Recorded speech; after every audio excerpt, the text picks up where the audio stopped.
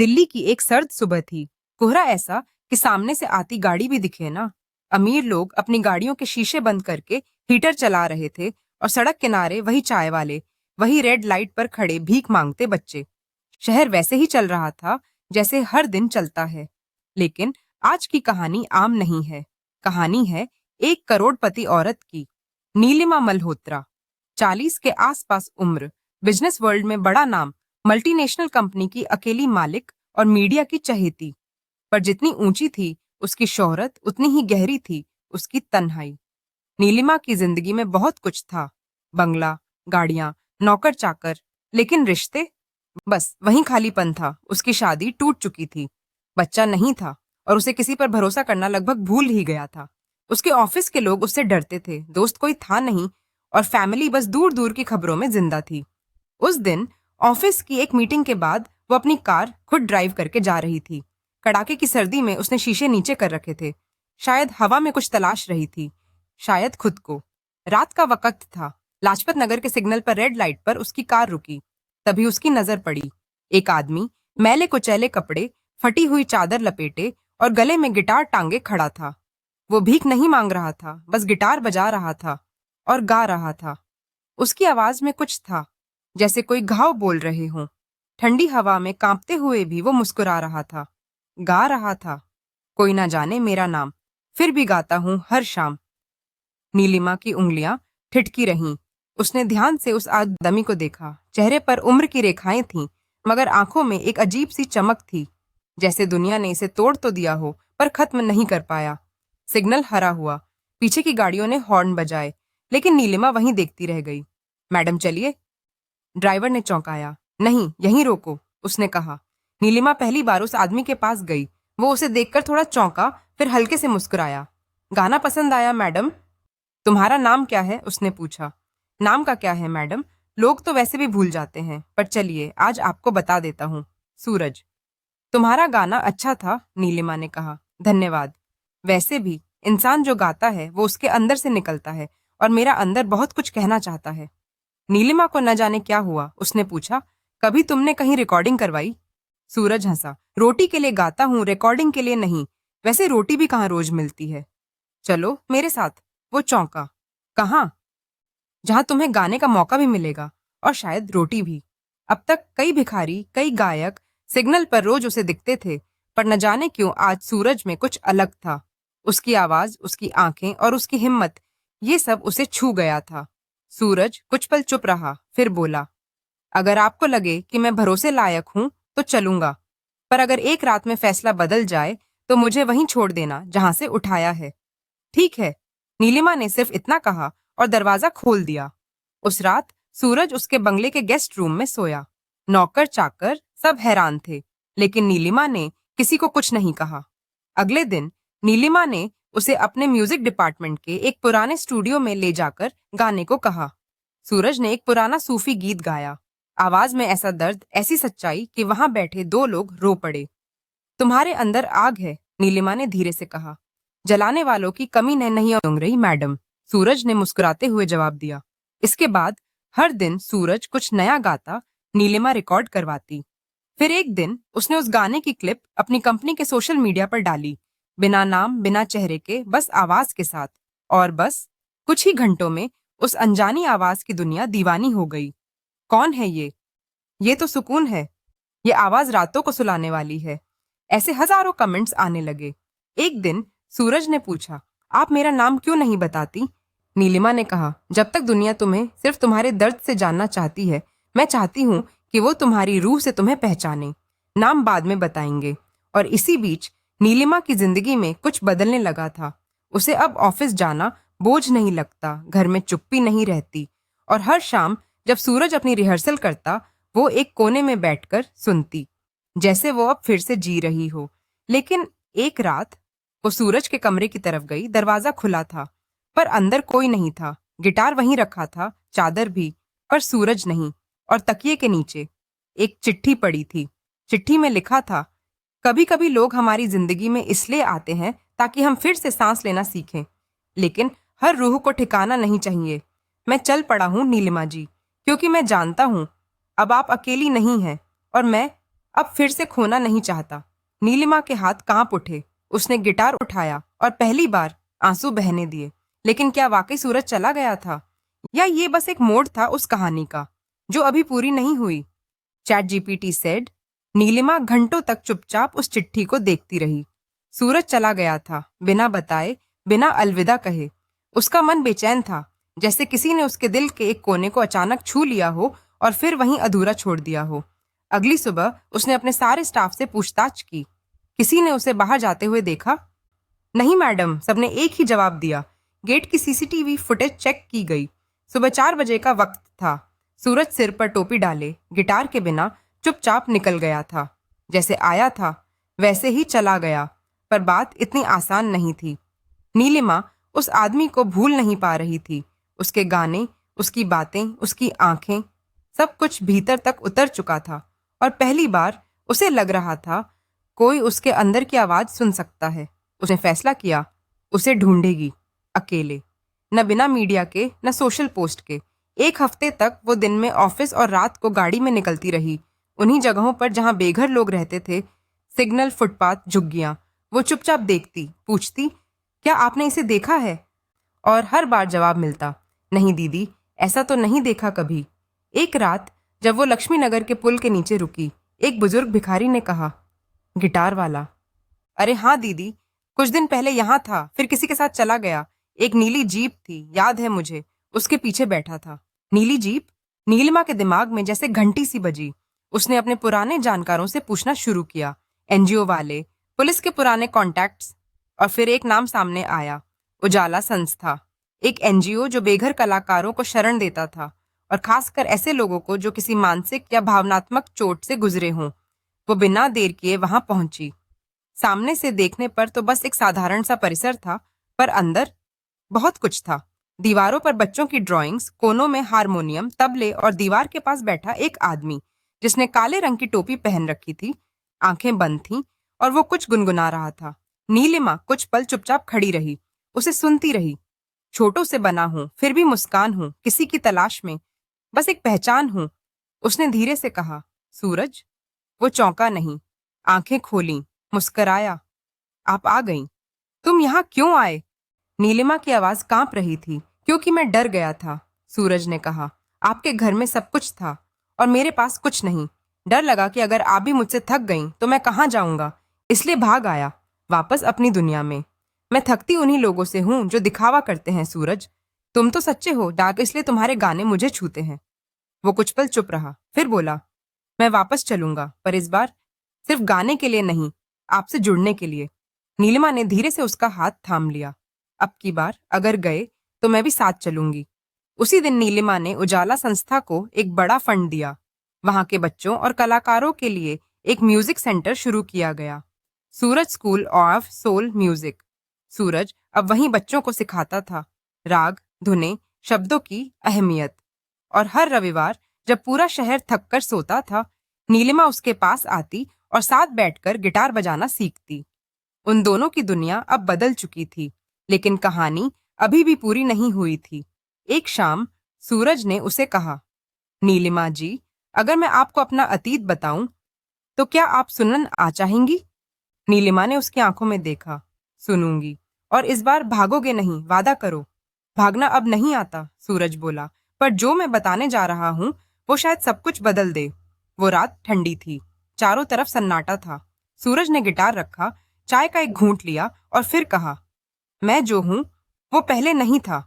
मेरा असली नाम सूरज नहीं है, और जिस अतीत को मैं छोड़ आया था वो शायद अब लौट आया है। क्या मतलब? नीलिमा की आवाज कांप उठी। मतलब ये कि मैं जिस शहर से भागकर आया था वहां एक औरत है जो आज भी मेरा नाम जानती है, और शायद अब मुझे खोज रही है। नीलिमा का दिल धड़कने लगा। कौन? सूरज ने आंखें बंद की। उसका नाम था माया, और मैं कभी उसका पति था। और यही कहानी एक नए मोड़ पर पहुंचती है। नीलिमा एक पल को कुछ बोल ही नहीं पाई। हवा जैसे थम सी गई थी, और सूरज की आंखें, उनमें वो चमक नहीं थी जो अब तक नीलिमा देखती आई थी। वहां एक भारीपन था, एक ऐसा सच जो सालों से उसकी सांसों में दबा बैठा था। तुमने कहा था कि तुम्हारा कोई नहीं है। नीलिमा की आवाज धीमी लेकिन कांपती हुई थी। उस वक्त यही सच था, सूरज बोला। लेकिन कुछ सच्चाइयां वक्त के साथ दब जाती हैं, मिटती नहीं। माया कौन है? नीलिमा ने सीधा सवाल किया। सूरज ने गहरी सांस ली। माया मेरी पत्नी थी। हम दोनों संगीत से जुड़े थे।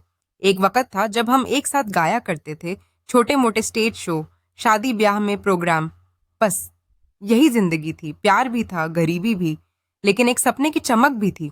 फिर नीलिमा की आंखें उस पर टिकी थीं। फिर एक दिन एक गलत फैसला ले लिया मैंने। शहर से बाहर एक बड़ा शो मिला था। माया उस वक्त 8 महीने की प्रेग्नेंट थी। उसने मना किया जाने से। बोली उसे डर लग रहा है, लेकिन मैं अंधा हो गया था। नाम, पैसा, बड़ा मंच, सब कुछ मेरी आंखों पर छा गया। सूरज की आवाज भारी हो गई। मैं चला गया, और जब वापस लौटा तब तक बहुत देर हो चुकी थी। नीलिमा का दिल धड़कने लगा। क्या हुआ? माया अकेली थी। रात को उसे दर्द उठा। हॉस्पिटल तक पहुंचने वाला कोई नहीं था। पड़ोस की एक बूढ़ी औरत ने मदद की, लेकिन बच्चा नहीं बच पाया। और माया, उसने गला साफ किया, आंखें झुकाईं। माया बच गई, लेकिन उसके अंदर कुछ मर गया था। जब मैंने उसे देखा, उसकी आंखों में न नफरत थी, न आंसू, बस एक सूनापन था जो किसी की रूह को भी डरा दे। नीलिमा चुप सुनती रही। मैंने माफी मांगी, रोया, गिड़गिड़ाया, लेकिन माया कुछ नहीं बोली। बस एक दिन अचानक चली गई, बिना बताए, बिना निशान छोड़े। और तुम? नीलिमा ने धीमे से पूछा। मैं सब कुछ छोड़कर उसे ढूंढता रहा। महीनों भटकता रहा। हर शहर, हर दरगाह, हर मंदिर, जहां भी उम्मीद थी गया, लेकिन माया नहीं मिली। और फिर कुछ टूट गया अंदर। गाना भी बंद कर दिया, बोलना भी। वो चुप हो गया। और फिर? नीलिमा ने धीमे से पूछा। फिर एक रात मैं बस स्टेशन के पास बैठा था, भूखा प्यासा। एक लड़का गिटार बजा रहा था। उससे एक धुन सुनी, और बस वो सुर मेरे दिल में कहीं चुप गया। वहीं से फिर से गाना शुरू किया। नाम बदल लिया, सूरज, ताकि अतीत पीछे छूट जाए। नीलिमा बहुत देर तक चुप रही, फिर बोली, पर अब तुम क्यों बता रहे हो ये सब? सूरज ने उसकी तरफ देखा। क्योंकि कुछ दिनों से मैं फिर से माया को सपनों में देख रहा हूं। और कल मुझे एक चिट्ठी मिली है। उसने जेब से एक मुड़ा तोड़ा कागज निकाला। चिट्ठी पर सिर्फ इतना लिखा था, तुम्हारे सुर आज भी मुझे सुनाई देते हैं। मैं लौट रही हूँ, इस बार जवाब चाहिए। नीलिमा के चेहरे पर भाव जमे हुए थे। तुम्हें कैसे पता कि ये उसी माया की चिट्ठी है? उसने पूछा। ये उसकी लिखावट है, सूरज बोला। और ये पता जहां से चिट्ठी आई है, वही घर है जहां हम पहले रहते थे। मैं पहचानता हूं ये इंक की खुशबू तक। नीलिमा कुछ कहना चाहती थी, लेकिन शब्द नहीं निकल पाए। सूरज ने उसकी ओर देखा। मैं जानता हूं ये सब अचानक है, पर मैं भागना नहीं चाहता अब, और ये भी नहीं चाहता कि तुम किसी अधूरे सच के साथ जुड़ी रहो। नीलिमा की आंखें नम थीं। अगर वो लौट आई तो तुम क्या करोगे? सूरज एक पल चुप रहा, फिर बोला, जवाब दूंगा, उसके सवालों का, उसके दर्द का। और अगर उसने कहा कि फिर से साथ जी सकते हैं, तो शायद मैं लौट जाऊं। लेकिन अगर उसने कहा कि वो सिर्फ क्लोजर चाहती है, तब मैं तुम्हारे पास रहूंगा, एक सच्चे इंसान की तरह। नीलिमा का दिल किसी उलझन में डूबने लगा, पर उसने कुछ नहीं कहा, सिर्फ धीमे से सिर हिलाया। अगले ही दिन दोनों दिल्ली से बाहर निकले, एक पुराने शहर की तरफ जहां सूरज और माया का घर था। स्टेशन से बाहर निकलते ही सूरज की चाल बदल गई। वो जगहें, वो गलियां, सब कुछ उसकी याद में ताजा था। और आखिरकार एक 2 मंजिला पुराना घर सामने आया। दरवाजा बंद था। सूरज ने सांस भरकर बेल बजाई। कुछ पल के सन्नाटे के बाद दरवाजा खुला, और सामने एक औरत खड़ी थी। उम्र की रेखाएं चेहरे पर उभरी थीं, बालों में सफेदी की कुछ लकीरें थीं, लेकिन आंखें वही थीं। माया, उसने सिर्फ इतना कहा। माया की आंखें भीग गईं। काफी देर कर दी सूरज, और यहीं नीलिमा ने अपने दिल में एक दरार सी महसूस की।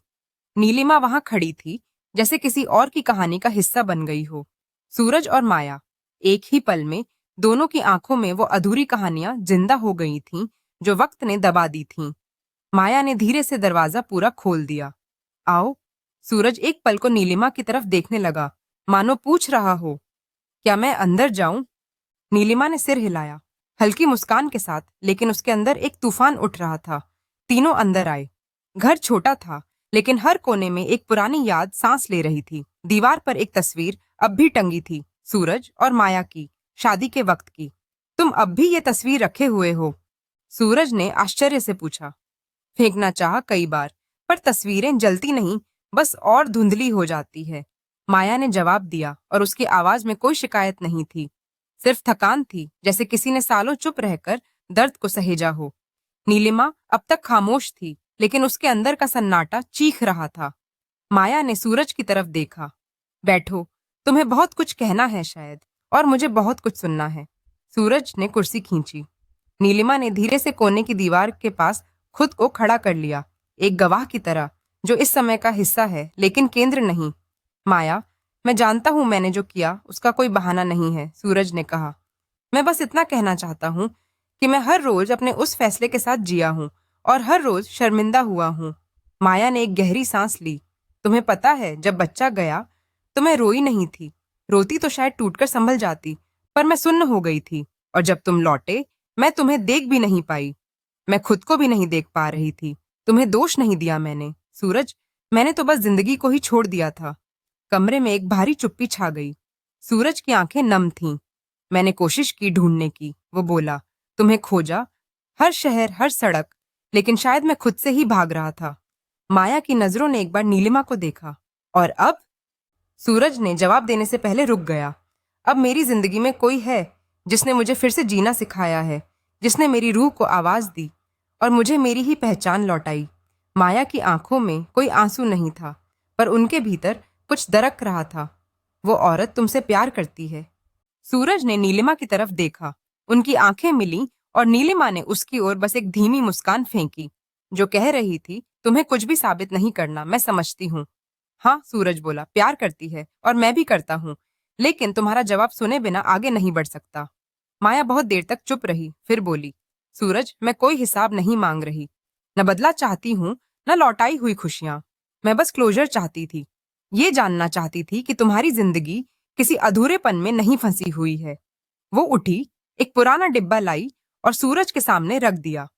ये रही तुम्हारी आखिरी चिट्ठी और वो तस्वीरें जो मैं कभी नहीं जला पाई। अब इन्हें भी ले जाओ ताकि मेरा मन खाली हो सके। सूरज ने डिब्बा खोला। उसमें उनकी शादी की तस्वीरें थीं, बच्चे के अल्ट्रासाउंड की कॉपी और एक छोटा सा खिलौना जो शायद उस आने वाले बच्चे के लिए खरीदा गया था। नीलिमा ने आंखें फेर ली। उसकी पलकों के पीछे अब आंसू नहीं, सिर्फ समझदारी थी। माया ने सूरज की तरफ देखा। अब तुम आजाद हो सूरज, और मैं भी, अपने अपने रास्तों पर नई शुरुआत करने के लिए। सूरज उसके पैरों के पास बैठ गया। तुम्हें कुछ भी चाहिए हो, किसी भी वक्त, बस एक बात चाहिए, माया बोली। जाते जाते मुझे वो धुन सुनाओ जो हम दोनों की थी, ताकि मैं सच में विदा ले सकूं। सूरज ने अपना गिटार उठाया जो वो साथ लेकर आया था, और उसने एक पुरानी सूफी धुन बजानी शुरू की जो कभी उन्होंने साथ बनाई थी। नीलिमा की आंखें नम थीं। माया की पलकों से एक अकेला आंसू लुढ़का। धुन खत्म हुई। सूरज ने धीरे से कहा, अब जा सकता हूँ? माया मुस्कुराई। अब तुम नहीं, सूरज नहीं, तुम खुद को ले जा सकते हो, वही जो इन सालों में बन गया है, और उसका नाम सूरज ही रहे, क्योंकि तुम्हारी रूह अब उजाले वाली है। तीनों बाहर आए। सूरज और नीलिमा वापस अपनी कार की ओर बढ़े। रास्ते में नीलिमा चुप थी। गाड़ी धीमी रफ्तार से चल रही थी और शहर की पीली लाइटें शीशों से होकर दोनों के चेहरों पर उतर रही थीं। सूरज भी चुप था, लेकिन वो चुप्पी बोझिल नहीं थी। वो सुकून की थी, जैसे कोई बंद दरवाजा आखिरकार खुल चुका हो। कुछ देर बाद नीलिमा ने पहली बार कुछ कहा। तुम्हारे अंदर जो दर्द था, अब थोड़ा हल्का लगा। सूरज ने उसकी तरफ देखा। माया के साथ जो अधूरापन था, उसने मेरे भीतर एक खाली कमरा बना दिया था। पर अब शायद वो कमरा बंद हो गया है, हमेशा के लिए। और अब जो है वो तुम हो। तुमने मेरे सुरों को फिर से जिंदा किया है, नीलिमा। नीलिमा ने एक लंबी सांस ली और हल्के से मुस्कुराई। मैं चाहती हूँ कि तुम अब सिर्फ अपने लिए गाओ, अपने लिए जियो, और इस बार खुद से मत भागना। सूरज ने उसका हाथ पकड़ लिया, धीरे से मगर पूरे यकीन के साथ।